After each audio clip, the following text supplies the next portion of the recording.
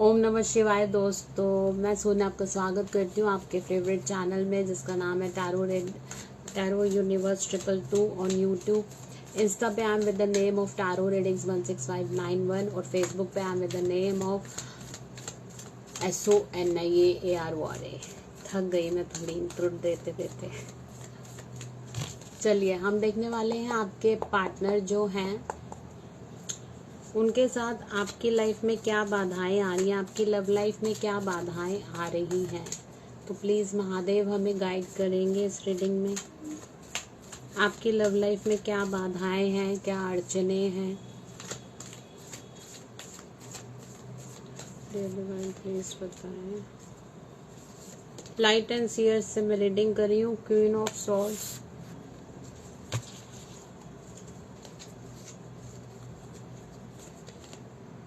Five of Pentacles, the Empress,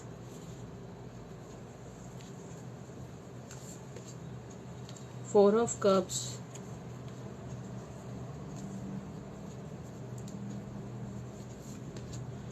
Seven of Wands, Ace of Wands, Ten of Pentacles,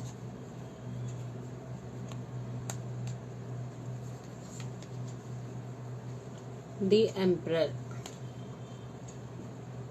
तो आपकी love life में दो बाधाएं हैं। One is your partner that he is a emperor, और बहुत ज़्यादा ईगो और प्राइड वाले आपके पार्टनर हो सकते हैं। दूसरी बाधा है आप भी अब उनके लेवल पे आ चुके हैं, आपने भी अब उनको चैलेंज कर दिया है and you are not becoming a chaser right now, so that is creating problem in your love life.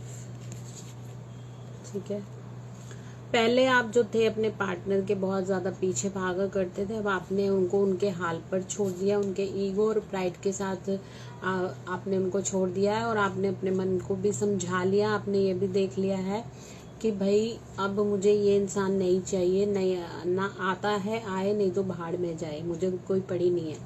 अब आप आ गई हैं एम्प्रेस की एनर्जी में। तो आप एम्प्रेस हैं और आपके पार्टनर एम्परर हैं, यानी कि you are both on the same surface level.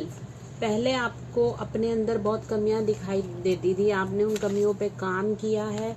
आप अकेले रोए हैं, आप अकेले पड़े हैं, बट आप अकेले में आपने उन पे काम करके अब आप बन चुके हैं क्वीन ऑफ सॉर्ड्स। यानी कि आपने जितने भी चैलेंजेस फेस किए अकेले किए, और अब आप क्वीन ऑफ सॉर्ड्स की एनर्जी में बैठे हुए हैं और एम्प्रेस की एनर्जी में बैठे हुए हैं। अब आप बहुत ज़्यादा सिलेक्टिव हो चुके हैं। आपको अगर कोई भी ऑफर भी करता है इस समय पे भी, तो भी आप 10 बार सोचते हैं, क्योंकि you are focusing on your career right now. 7 of wands का कार्ड है। एरिस लियो सेजिटेरियस की एनर्जी यहाँ बहुत ज़्यादा स्ट्रॉन्ग आई है। तो आप अपने करियर पे काम कर रहे हैं, आपका ध्यान कहीं नहीं है, आपका ध्यान सिर्फ अपने करियर पे, अपने गोल्स पे, अपनी लाइफ, अपने फ्यूचर पे लगा हुआ है। आपकी थर्ड आई जो है वो खुल चुकी है। आपकी थर्ड आई से आपका इंट्यूशन पावर बहुत स्ट्रांग हो चुका है, और अब आपने साफ साफ डिक्लेयर कर दिया है कि अगर इस इंसान को फैमिली बनानी है तो तरीके से आए। अगर ये इंसान कोई मैरिड है, ऑलरेडी इनके बच्चे हैं, ये ऑलरेडी अगर मैरिड इंसान है तो ये पहले डिवोर्स दे, फिर अपनी वाइफ को डिवोर्स दे और फिर आपके पास आए, आपको प्रॉपर कमिटमेंट दे।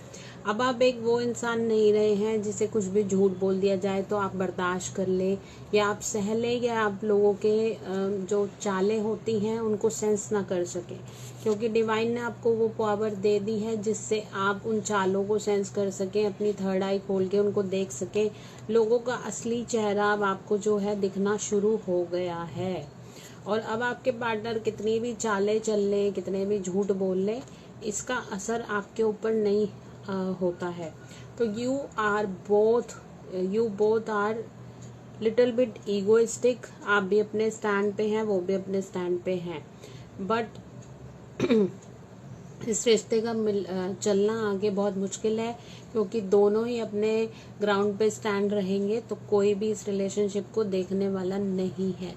तो आपके रिलेशनशिप में जितनी भी प्रॉब्लम क्रिएट हुई है, मोस्टली प्रॉब्लम आपके पार्टनर के ईगो और प्राइड की है। उनके बदलते मूड्स, बदलते डिसीजन, गलत डिसीजन के कारण ये सब मैसअप हुआ है। और आपने भी अब सोच लिया है कि आप अपने सिर्फ करियर पे फोकस करेंगे, इधर उधर से ध्यान आपने नहीं देना है। तो आई होप आपको ये रीडिंग से क्लैरिटी मिली होगी आपके रिलेशनशिप के बारे में। रिलेशनशिप से रिलेटेड अगर आप किसी भी प्रॉब्लम से आप डील कर रहे हैं तो इंस्टा पे आप मुझे मैसेज कर सकते हैं। सारी रीडिंग्स पेड होती हैं। पेड रीडिंग्स लेना चाहते हैं आप, काउंसलिंग लेना चाहते हैं तो आप मुझे इंस्टा पे आप मुझे मैसेज करें, फेसबुक पे आप मुझे मैसेज कर सकते हैं। Thank you so much, bye bye, take care.